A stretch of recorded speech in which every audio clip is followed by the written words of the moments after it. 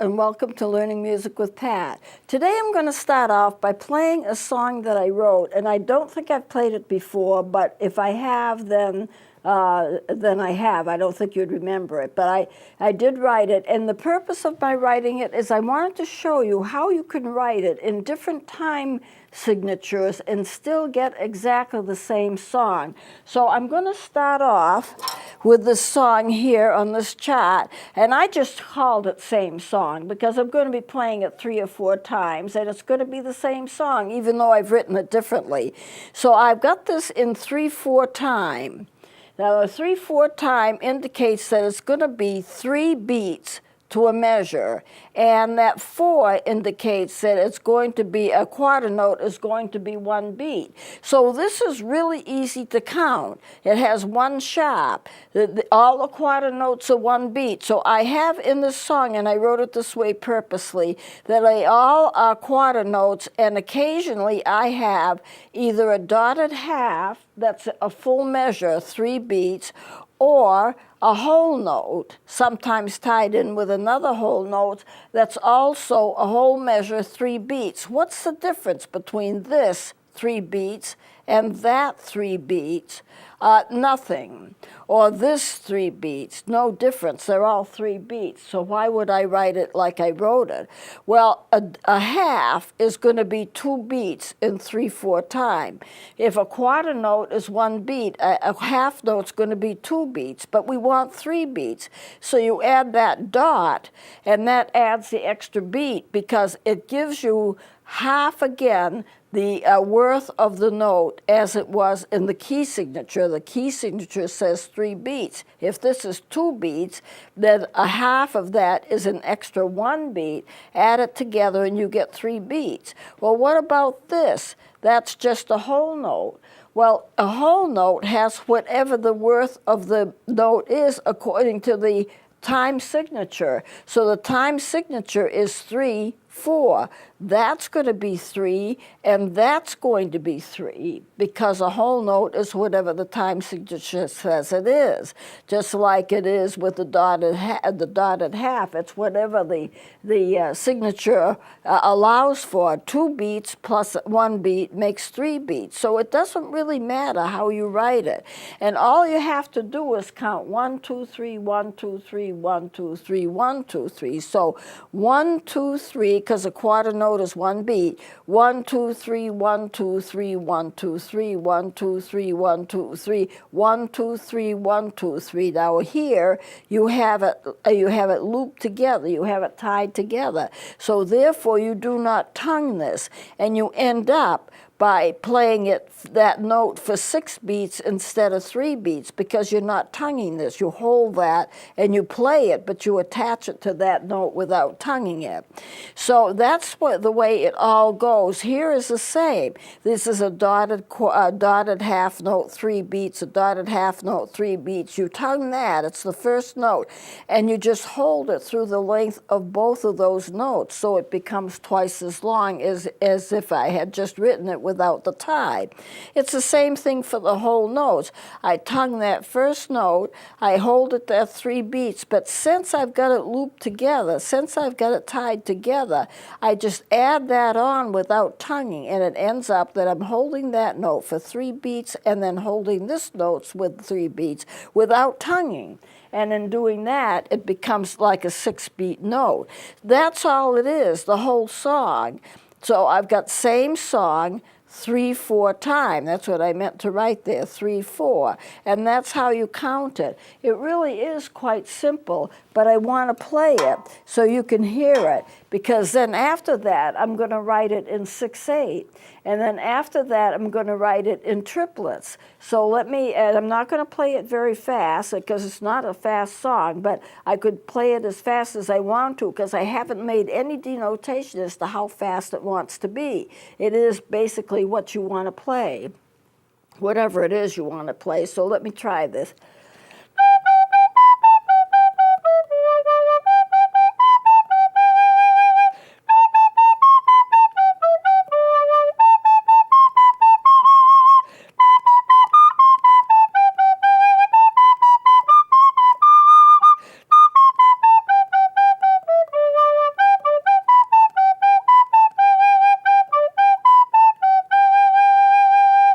I put a little retard on the end. I didn't write it in here, but on most of them I do. That's the whole song. What if I want to play it fast? If I want to play it fast, I just count it faster.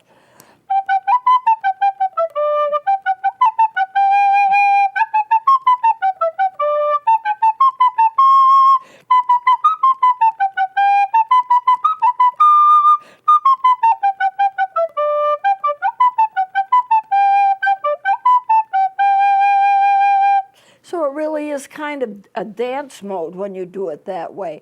Okay, so what I'm going to do is take this down, and I'm going to play the same thing, and it's going to be in 6/8 time. So I need to explain to you what 6/8 time is. 6/8 changes of things. You get 6 beats to the measure instead of 3, and an eighth note gets 1 beat. So this eighth note, these are all eighth notes because they've got that line across. That line is a flag. So they're all eighth notes, and they all get 1 beat. So 1, 2, 3, 4, 5, 6. 1, 2, 3, 4, 5, 6. If an eighth note gets 1 beat, then a quarter note gets 2 beats because it's twice as long as the eighth.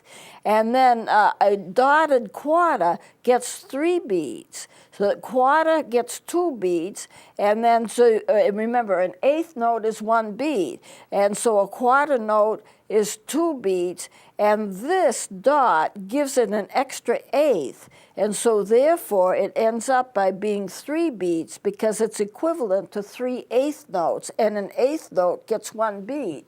I hope that's easy to understand conceptually at any rate. So when I count this, this is going to be all of these lines here is how you get an eighth note. When you put them together, you just make sure that you get that flag, 1 flag. But if you get 3 or 4 notes together, you join the flags and you just make 1 line. And that means they're all eighth notes. They all get 1 beat.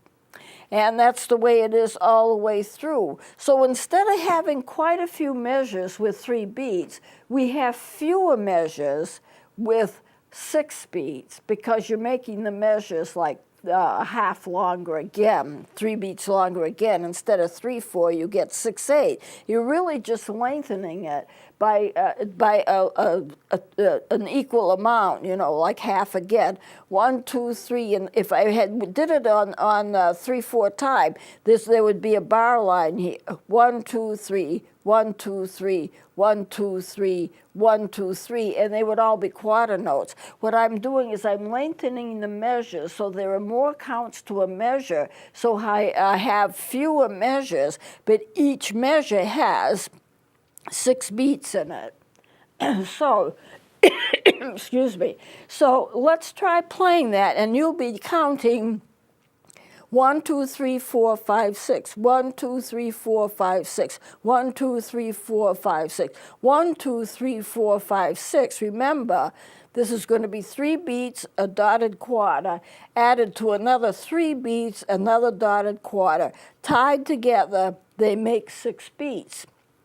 Now, if I didn't tie them together, they would still make 6 beats because they're both in that measure. You would just be tonguing this instead of holding it and making 1 note, holding it across. You would have 2 notes, but they tied together. You'd be tonguing them instead of tying them together, but it's still 6 beats in the end. Okay, so I hope that makes sense. I'm going to play it again, and it's going to be exactly the same song. And if you watch the music and just see if you can count along as I'm playing it, you can see that 6/8 time can give you the same song as 3/4 time can. It's just a difference in the way that you count it.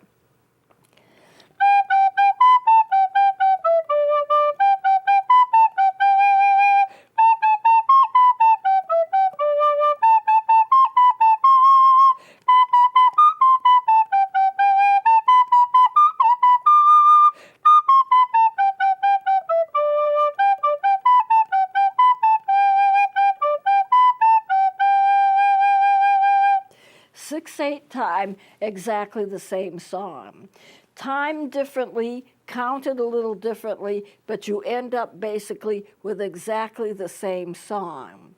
Now, this is all, 6/8 is like waltz tempo. 3/4 is like waltz tempo. It's got that little thing, 1, 2, 3, 1, 2, 3, 1, 2, 3, 1, 2, 3. And if I were to conduct it, I would take the conductor's baton, and maybe when conducting it, I'd only conduct one beat to the measure. It would be 1, 2, 3, 1, 2, 3. I would just hit the first beat. That would be the lead beat, and I would just bring and have a downbeat on the first beat of each measure. 1, 2, 3, 4, 5, 6. 1, 2, 3, 1, 2, 3, 1, 2, 3, 1, 2, 3. It's an easier way of conducting. Otherwise, 1, 2, 3, 1, 2, 3. I mean, after a while, it's tiring and it doesn't particularly look good. So a lot of people, a lot of conductors, myself included, will just hit that downbeat. 1, 2, 3, 1, 2, 3, 1, 2, 3, 1, 2, 3. And then if you're talking about 6/8 time, it's the same thing. 1, 2, 3, usually 1, 2, 3, 4, 5, 6, 1, 2, 3, 4, 5, 6, or 1, 2, 3, 4, 5, 6, 1, 2, 3, 4, 5, 6. Although when you have a longer measure, you're apt to give a second beat, a second downbeat, instead of just having the first beat and then just letting it go for 3 notes. If you have 6 notes, it's likely that you put a second beat in there, so it doesn't, you're not too slow in your beat patterns. What if you want to do it faster?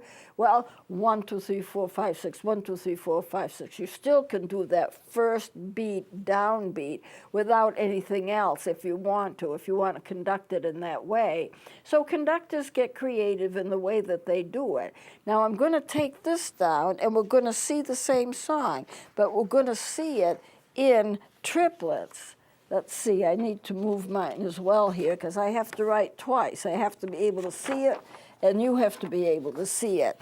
Now, these are all triplets. A triplet is 3 notes to a beat. You put 3 notes into the beat, and so you end up by having it in time 4/4. 4/4 time is not like waltz tempo 3/4 time, but 4 beats to the measure, and a quarter note gets 1 beat, just like in the 3/4 time. But you're counting all 3 notes here as 1 beat because it's triplets. 1, 2, 3, 4.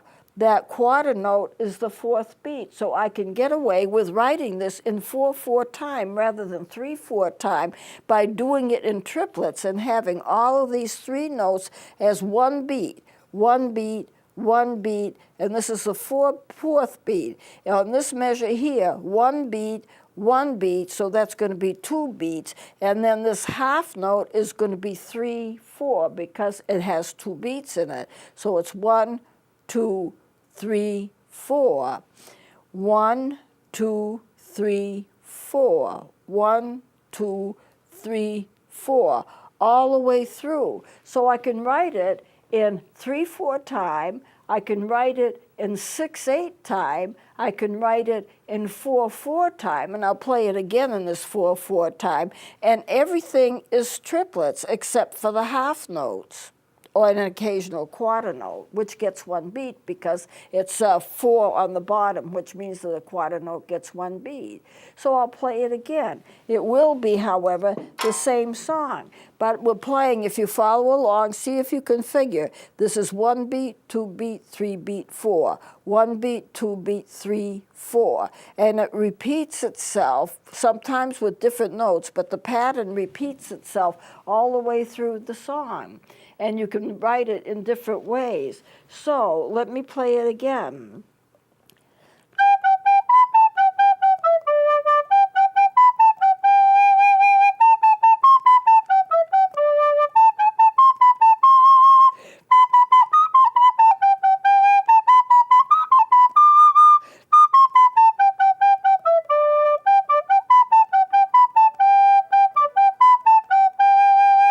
The very, very same song. So that's what you need to go. As you count your time, you're going to be able to find there are sometimes easier ways of writing something or harder ways of writing something. I wrote it this way basically because I wanted you to see the differences that you can do it. And you can do it in those different ways and get the same song as a result. You can write it however way you want, whichever way you want to write it. So that gives you an idea of that. And I know last time, I guess it wasn't last time, it was 2 sessions ago, I brought you in a hymn. And I showed you the hymn. It's written in 9/4 time. And I decided, well, let's write it in 3/4 time. And you get exactly the same song. It can be written in different ways. You can be creative in the way that you write. So I just wanted you to know that, and I just wanted to give you an example of that. So let me put up another song here. This is Waltz Tempo. And let's see. This is absolutely waltz tempo 3/4. I'm not going to be changing anything to it. But you're going to have a high D in it. That could be the difference, would be the high D. For example, here's the D. How do you get from that B to that D? Here's your B right here. And your D, you have to flip your fingers and take your thumb off. Here's the trick right here. Some people say the recorders are so simple, but they do have their challenges as well. B is this note down and the thumb hole covered. And then when you want to go to a D, and you have to do this quickly, but I'm not going to do it quickly to show you, but just keep in mind you would be doing it quickly. You lift your first finger up, your index finger, at the same time as you put your middle finger down. And at the same time as you put your middle finger down, you have to lift your thumb off the thumb hole in the back at the same time. So this finger goes up, this finger and the thumb hole gets opened at the exact same time. So you can get. Otherwise, if you don't do it at the same time, you're going to get an extra note that you don't want. Well, let me play this piece. It's not very hard. It's going to be easy counting. I need to kind of dissect it for you. 3/4 time. That means 3 beats to a measure. And it also means that the quarter note gets 1 beat. This would be counted as 3. It's like the last note of a previous measure, because it only has 1 note, and it also acts as an introduction. And then you go 1, 2, 3, 1, 2, 3, 1, 2, 3, 1, 2, 3. And when you get down here, you only have 2 beats. That's because the first measure has only 1 beat, and this gets 2 beats in the end, and that makes for 3 beats, even though you're not playing it together. And so it becomes mathematically one way of balancing things out mathematically. This is a waltz, so it's going to look like a waltz. It's going to sound like a waltz. You do have a B flat. Since there's no B flat in the key signature, this B flat is an accidental. Now, I didn't have to write a natural here because any accidentally only goes for the measure that it's in.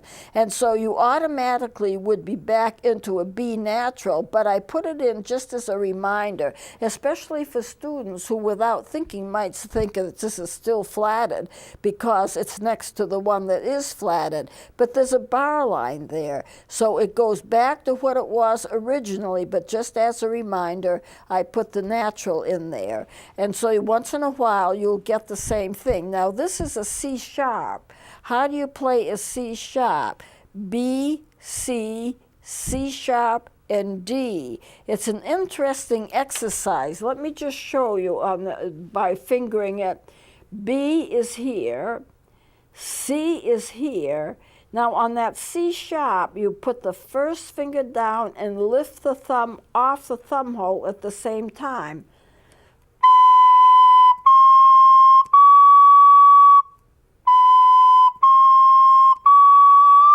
You see my thumb is off. I wouldn't wave it around. I just pull it down or pull it off. And that gives you, this is not covered. These 2 are covered. That gives you your C sharp. To get the D from a C sharp, because in a D, this is the only one that's covered. The back is not covered. So if you have something like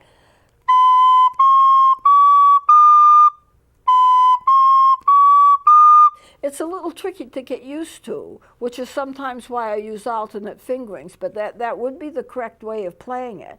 So let me go and play this waltz, and you see if you can follow along, and you'll know when the accidentals are because they'll all be marked, and then it goes back on the next measure to whatever the key signature is. That's the way it is with accidentals. So let me play this.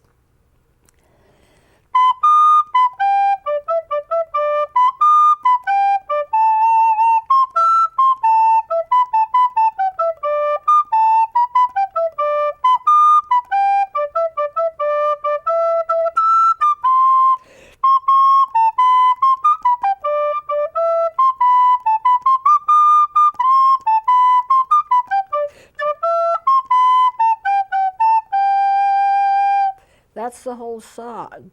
There is another way of playing that D if you want an alternate fingering, and that this is the low D, and just lift that up, and that's the way the flute plays it. And so instead of going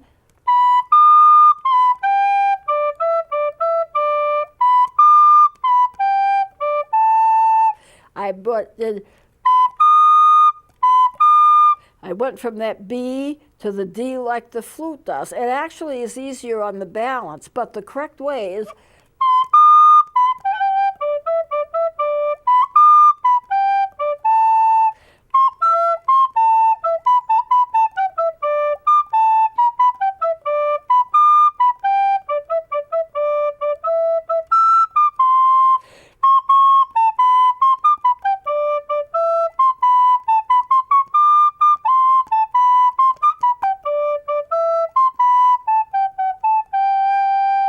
and that's the whole song. That C sharp, if you were playing a saxophone,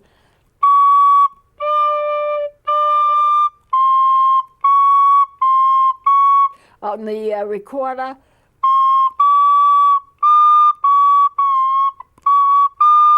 but on a saxophone,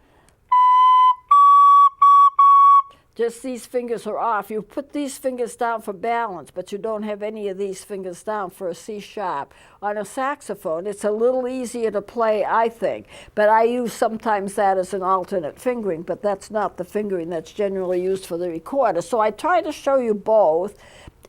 Some instruments can't handle the alternate fingerings, but most instruments can handle some. So I'm going to close it here because we're getting short on time. And please join me next week and we'll continue with this.